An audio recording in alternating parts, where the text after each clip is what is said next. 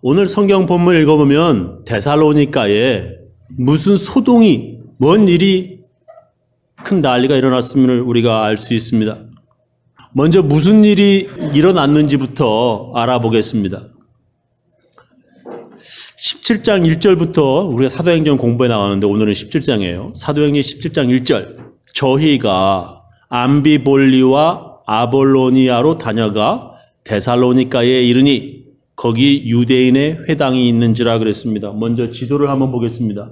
여기가 바로 이제 안디옥이죠. 여기서 바울이 출발을 했죠. 그래서 이렇게 지나가가지고 지금 이쪽으로 배를 타고 왔어요. 그래서 지도에서 잘 깨끗하게 안 보이는데 여기가 지금 암비볼리아하고 아볼로니아입니다. 그래서 여기가 지금 데살로니가가 바로 여기예요. 그리고 베레아에서 배를 타고 이 아테네까지 왔다가 또 아테네에서 고린도까지 왔다가 이렇게 예배소, 그 다음에 배를 타고 이렇게 예루살렘으로 오는 그러한 여행이 사도행전에 나오는 바울의 2차 전도 여행입니다. 바울의 1차 전도 여행을 우리가 다 배웠지요. 지금 바로 여기 데살로니가, 이 데살로니가에서 지금 문제가 벌어진 겁니다. 거기 유대인의 회당이 있는지라. 바울이 자기의 규례대로 저희에게로 들어가서 새 안식일에 성경을 가지고 강론하며 뜻을 풀어 그리스도가 해를 받고 죽은 자 가운데서 다시 살아야 할 것을 증명하고 이르되 내가 너희에게 전하는 이 예수가 곧 그리스도라 하니 그 중에 어떤 사람 곧 경건한 헬라인의 큰 무리와 적지 않은 귀 부인도 권함을 받고 바울과 실라를 쫓으나 이 데살로니가에서 바울의 설교를 듣고 이렇게 크리스천 된 사람들도 있었다 이 말이죠. 그러나 유대인들은 시기하여 저자의 어떤 괴악한 사람들, 저자는 시장에서 있는 사람들입니다. 사람 많은 이런 일. 어떤 괴악한 사람들을 데리고 떼를 지어 성을 소동케 하여 야손의 집에 달려들어 저희를 백성에게 끌어내려고 찾았으나 발견치 못함에 야손과 및 형제를 끌고 읍장들 앞에 가서 소리질러 가로되 천하를 어지럽게 하던 이 사람들이 여기도 이름에 야손이 드렸도다. 이 사람들이 다 가이사의 명을 거역하여 말하되 다른 임금 곧 예수라 하는 이가 있다 하더이다 하니 무리와 읍장들이 이 말을 듣고 소동하여 야손과 그 나머지 사람들에게 보를 받고 놓으니라. 그러니까 돈을 받고 놓아줬다 이런 것입니다. 그러니까 바울 일행이 빌립보에서 지금 데살로니가로 와가지고 전도를 하는데 그곳에 유대인들이 떼를 지어 박해하며 바울 일행을 붙잡으려고 했다는 것입니다. 그들은 바울 일행을 찾지 못하자 그들을 집에 머물게 해준 야손이라고 하는 사람을 잡아서 성읍 관리에게 끌고 갔습니다. 그런 박해 때문에 바울 일행은 밤에 데살로니가에서 베레아로 피신하였습니다. 다시 한번 지도를 보면 여기가 지금 데살로니가입니다. 이 데살로니가에서 유대인들이 박해하고 소동을 일으키니까 여기 베레아로 피신했다는 것입니다. 나중에 이 베레아에서 다시 배를 타고 여기 이 아테네까지 오게 되고 고린도, 그 다음에 예배소, 그 다음에 이렇게 배를 타고 해서 다시 교회로, 안디옥 교회로 가는 겁니다. 보면은 되게 아주 긴 여정이에요. 여기 안디옥 교회에서 시작을 해서 이렇게 해가지고 이렇게 지금 가는 여행입니다. 그러니까 지금, 여기 빌립보에서 있다가 감옥에 갇히고 여기 데살로니가에 가서 지금 소동 일으키고 피해가지고 베레아로 왔다가 배를 타고 아테네, 고린도 이렇게 지금 아주 먼 긴 여행을 지금 2차 전도 여행을 하고 있는 것입니다.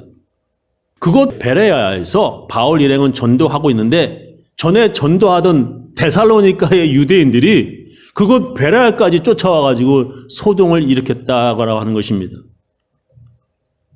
그래서 바울 일행은 배를 타고 아테네로 피신하였다고 하는 내용입니다. 바울은 빌립보에서 두들겨 맞고 감옥에 갇혔고 우리 다 같이 공부한 겁니다. 그죠?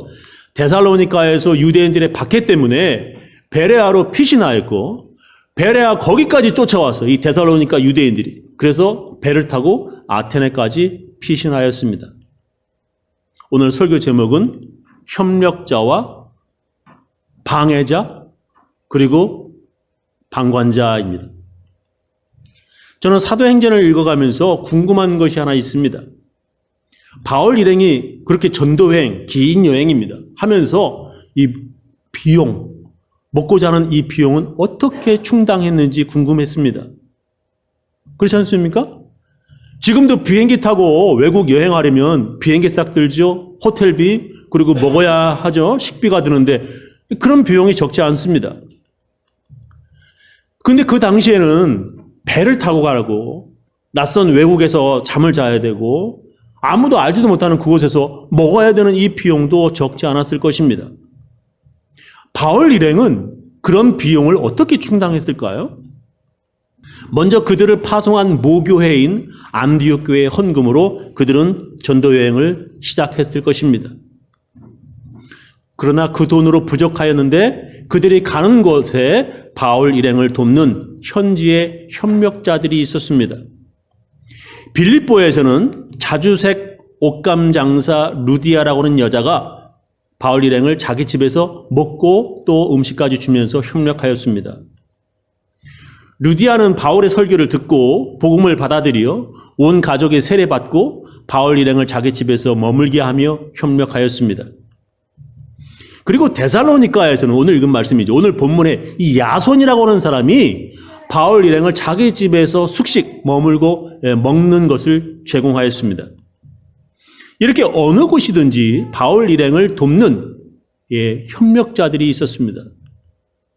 그들은 바울 일행을 지켜주고 보호하며 그들이 붙잡히지 않도록 그리고 또 막 쫓아오고 그러면 안전하게 다른 곳으로 피신시켜주는 일까지 하였습니다. 그렇게 바울을 돕다가 그 협력자들은 유대인들에게 바울 대신 붙잡혀가지고 매를 맞고 오늘 이건처럼 보석금 내고 풀려나기까지 하였습니다. 그렇게 전도하여 새로운 크리스찬들이 생기고 그곳에 교회가 생겨나서 교회가 헌금을 해가지고 바울 일행의 전도여행을 재정적으로 도왔던 것입니다. 빌립보서에 보면은 빌립보에 있는 교인들에게 바울이 편지를 쓴 거예요. 데살로니가에 있을 때 바울 일행이 데살로니가에 있을 때에도 너희가 빌립보 교인들이 한 번, 두 번 나의 쓸 것을 돈을 보내주었다. 내가 선물을 구함이 아니요 오직 너희에게 유익하도록 과실이 번성하기를 구함이라. 내게는 모든 것이 있고 또 풍부한지라. 에바브로디도 편에 그 빌립보 교회의 에바브로디다고 하는 사람의 편에 너희의 준 것을 받음으로 내가 풍족하니 이는 받으실 만한 향기로운 제물이요 하나님을 기쁘시게 한 것이라. 나의 하나님이 그리스도 예수 안에서 영광 가운데 그 풍성한 대로 너의 모든 쓸 것을 채우시리라. 그런 선교 헌금을 받으면서 바울 일행은 얼마나 감사했을까요? 얼마나 감사한지 바울은 그들을 위해 그들이 번성하기를 그리고 너의 쓸 것을 채워주시기를 하나님께 간절히 축복하며 기도하였습니다. 그렇게 개인적으로 바울을 돕고 또는 이렇게 빌립보 교회가 어떤 교회가 바울 일행의 선교에 이렇게 협력하였습니다. 특별히 바울은 그렇게 목숨 걸고 자기를 협력하고 보호하였던 협력자들에 대해서 이렇게 기록하고 있습니다. 로마서에 보면 16장 1절에 내가 겐그리아 교회의 일꾼으로 있는 우리 자매 베베를 너희에게 추천하노니 너희가 주 안에서 성도들의 합당한 예절로 그를 영접하고 무엇이든지 그 베베가 필요한 것 있는 것을 도와줄지니 왜 그러냐? 그가 여러 사람과 나의 보호자가 되었음이니라. 너희가 그리스도 예수 안에서 나의 동역자들인 브리스가와 아굴라에게 문안하라. 저희는 내 목숨을 위하여 자기의 목이라도 내어 놓았나니 나뿐 아니라 이방인의 모든 교회도 저에게 감사하느니라. 겐그리아 교회의 일꾼 베베라고 하는 자매는 바울 일행의 보호자가 되었다라고 기록합니다. 바울이 이 사람은 나의 보호자라고 말할 정도의 베베 자매, 정말 대단한 교회 일꾼입니다. 여자의 이름이 성경에 기록되는 것은 참 드문 일입니다. 그런데 베베라고 하는 여자가 얼마나 많이 바울을 돕고 협력했는지 그의 이름이 정확히 기록되어 있고, 또한 바울은 베베가 내 보호자라고 기록하고 있습니다. 그리고 특히 브리스가와 아굴라 부부는 바울을 위해서는 자기들의 목이라도 내어놓을 정도로 협력한 사람들이라고 기록합니다. 특히 브리스가는 아내이고 아굴라는 그녀의 남편인데, 성경은 그 당시 남자 중심의 문화이기 때문에 항상 남편 이름이 아내보다 먼저 기록되어 있습니다. 근데 여기에서 여자 브리스가 이름이 남편보다 먼저 나온 것은 그만큼 브리스가가 남편 아굴라보다 바울에게 더 협조했고 열심히 도왔다라고 하는 것을 의미합니다. 교회는 남자들보다도 여자들이 더 주님의 사업에 더 헌신하고 협력하는 일들이 많습니다. 예수님 당시에도 예수님과 제자들의 식사를 위해 여자들이 자기들의 소유, 자기들의 돈으로 협력했다라고 성경은 기록하고 있습니다. 누가복음 8장 1절에 보면 이후에 예수께서 각 성과 촌에 돌아다니시며 하나님의 나라를 반포하시며 그 복음을 전하실세 12 제자가 함께하였고, 또한 악귀를 쫓아내심과 병 고침을 받은 어떤 여자들 곧 7 귀신이 나간 자 막달라인이라 하는 마리아와 또 헤롯의 청지기 재산관리인입니다. 구사의 아내 요한나와 또 수산나와 다른 여러 여자가 함께하여 자기들의 소유로 저희를 섬기더라, 그렇게 성경에 나와 있습니다. 예수님 당시에도 자기들의 소유, 자기들의 돈으로 예수님과 제자들의 먹을 것을 만들고 도우며 협력한 여자들이 있었습니다. 성경에 그런 아름다운 복음을 위한 협력자들의 이름이 기록되어 있습니다. 저 하늘의 하나님의 생명력에도 그들이 행한 아름다운 일들이 기록되어 있을 것이라 저는 믿고 있습니다. 어느 교회나 그런 주님의 사업을 위한 협력자들이 있습니다. 그들이 남자이든 여자이든 교회가 문 닫지 않도록 유지되도록 돕는 협력자들인 것입니다. 우리 교회에도 그런 협력자들이 있어서 아직 교회 문 닫지 않고 유지되고 있는 것입니다. 저는 그런 협력자들을 기억하고 있습니다. 예수님께서도 기억하실 줄 믿습니다. 그러나 바울에게 그런 협력자들만 있는 것이 아닙니다. 바울에게 방해자들, 박해자들, 회방꾼들도 있었습니다. 오늘 우리가 함께 읽은 말씀에도 보면 데살로니가에서 그리고 그들을 피해 옮긴 곳 베레아까지 쫓아와서 방해하고 박해하는 회방꾼들이 있었습니다. 성경을 읽어보면 참 그들도 참 열심으로 회방해요. 적극적으로 발에 땀나도록 돌아다니면서 박해한 것을 볼 수 있습니다. 참 할 일도 없다. 그렇게 할 일 없냐? 자기 동네에서만이 아니라 도시락 싸들고 쫓아다니면서 바울 일행을 괴롭히며 점심 사 먹어가면서 자기 돈으로 다른 도시까지 뒤쫓아와 아주 열심으로 전도를 방해하는 사람들입니다. 그들은 자기들이 아주 열심히 하나님을 섬기는 줄 착각합니다. 그들이 아주 대단히 신앙적으로 뜨거운 사람인 줄 스스로 오해하고 있습니다. 어느 지역이든지 그런 어리석은 사람들 꼭 있습니다. 그런 사람들은 바울이 꼭 기억하면서 하나님께서 처리해 주실 것을 기다립니다. 바울은 그렇게 특별히 이름이 기억날 정도로 반대하던 사람들이 있었다고 성경에 자세히 기록합니다. 여러분, 성경에 자기를 협조해 준 사람 이름 기록하는 것도 지금 바쁜데 반대하는 사람들 이름을 기록한다? 얼마나 반대가 심했으면 그런 사람들의 이름을 성경에 기록하겠습니까? 그 중에 예배소에 살던 은장색, 은으로 세공하는 사람 데메드리오라고 하는 사람이 있습니다. 나중에 사도행전 19장에 우리가 나중에 배울 겁니다.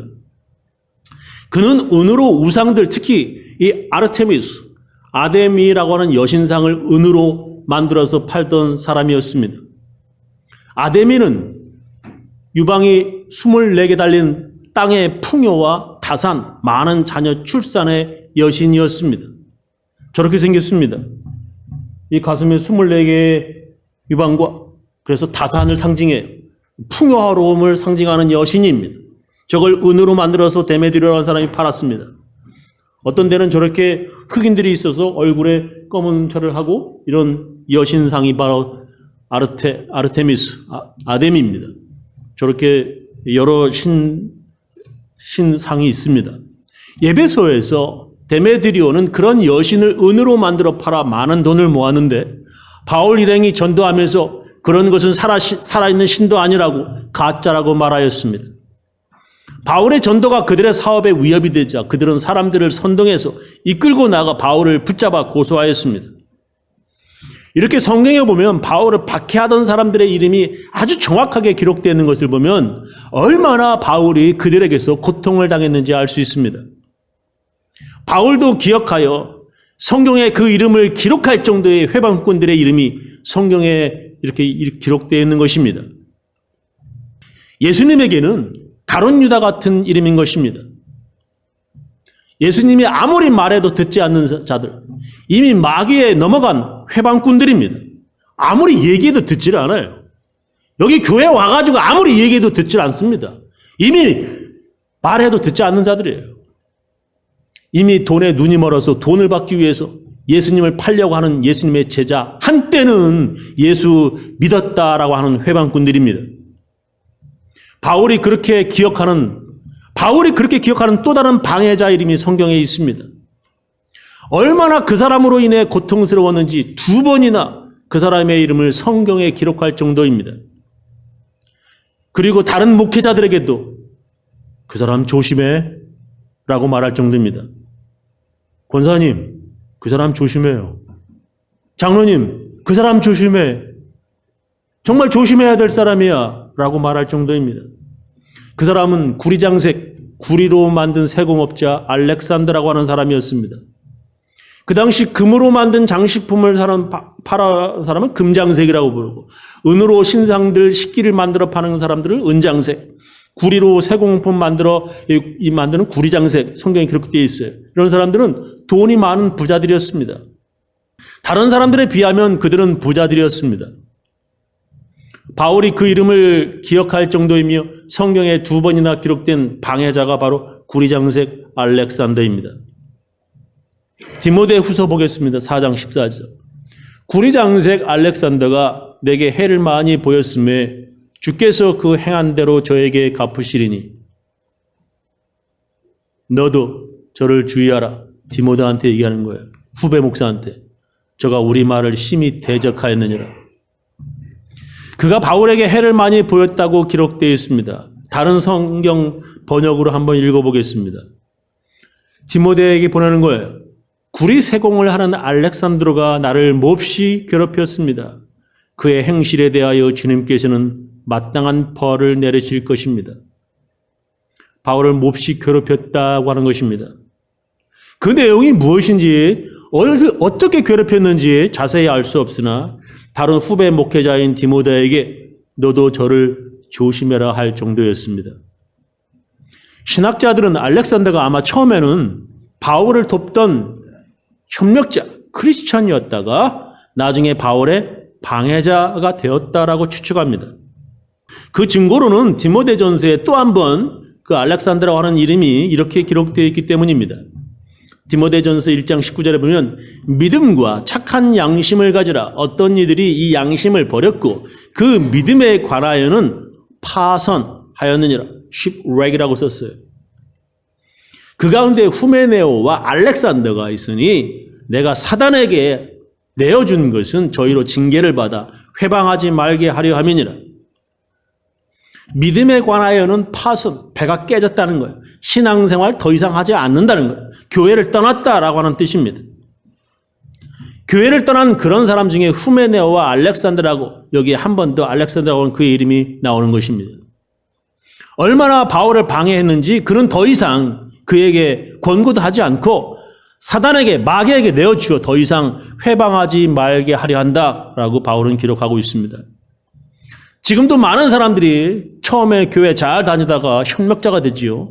그러다 교회를 떠나 세상 사람들에게 교회에 있었던 이런 이야기 저런 이야기 막 퍼뜨리면서 거짓말까지 하면서 교회 전도를 회방합니다. 우리 교회에도 그런 회방꾼들이 있어요. 교회 잘 다니다가 나중에 나와가지고 뭐 막 지어내면서 방해하는 사람들이 있습니다. 저는 더 이상 교회를 떠나 교회를 그렇게 회방하는 그런 사람들에게 관심을 가지지 않습니다. 예수님께서도 아무리 말해도 듣지 않는 가룟 유다를 포기하셨듯이 바울도 그들을 이미 포기했다고 하는 뜻으로 그들을 사단에게 내어주었다라고 표현하였습니다. 교회는 이렇게 협력하는 사람, 보호하는 사람들과 교회를 떠난 방해자들, 회방꾼들이 있습니다. 그런데 그런 교회를 떠난 방해자들보다 더 악한 사람들이 있습니다.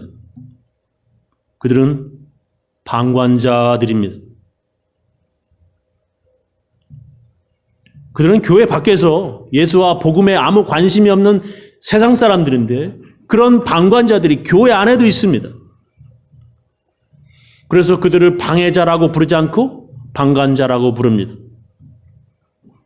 데살로니가에서 베레아로 피신해온 바울을 쫓아와 적극적으로 회방하고 박해할 때 그 방관자들은 바울 일행에 아무런 관심도 없던 사람들입니다. 박해하든 말든 자기들하고는 아무 상관도 없는 일이었습니다. 때문에 많은 크리스천들이 무자비하게 그런 방관자들 때문에 여러 곳에서 박해를 당했었습니다. 그런 방관자들이 교회 안에도 있습니다. 교회 아무런 관심이 없어요. 교회는 다니지만 적극적으로 참여하는 것이 아니고 아주 소극적으로, 그래서 헌금도 성경 공부도 교회 일에도 예배 일에도 아주 소극적으로 그렇게 참여하는 사람들입니다. 반대도 아니에요. 그렇다고 찬성도 안 해요. 교회 일에 회방하는 것도 아니고요. 그렇다고 열심히 참여하는 것도 아닌 사람들입니다. 성경은 그런 사람들을 뜨겁지도 차갑지도 않은 미지근한 사람이라고 기록합니다. 요한계시록에 나오죠. 내가 네 행위를 아노니 네가 차갑지도 아니하고 더웁지도 아니하도다. 네가 차든지 더웁든지 하기를 원하노라. 네가 이같이 미지근하여 더웁지도 아니하고 차지도 아니하니 내 입에서 하나님 입에서 너를 토하여 내치리라 이렇게 말씀하셨어요. 복음에 무관심한 세상 사람들보다 교회 안에서 비협조적인 행동을 하는 그런 사람들 때문에 목사의 마음이 더 아픕니다. 그들은 말합니다. 그렇다고 목사님에게 반대하는 것도 아니지 않습니까? 그러나 그렇다고 열심도 아니에요. 협력자도 아닌 교회 안에서 미지근한 사람들입니다. 자기 사위가 목사예요. 자기 딸이 목사 사모예요. 자기 큰아버지가 목사이고요. 자기도 한때 목회하려 했던 사람인데 교회에 아무런 관심도 없고 협력도 안 합니다. 그런 미지근한 신앙은 차라리 반대하는 것보다도 못합니다.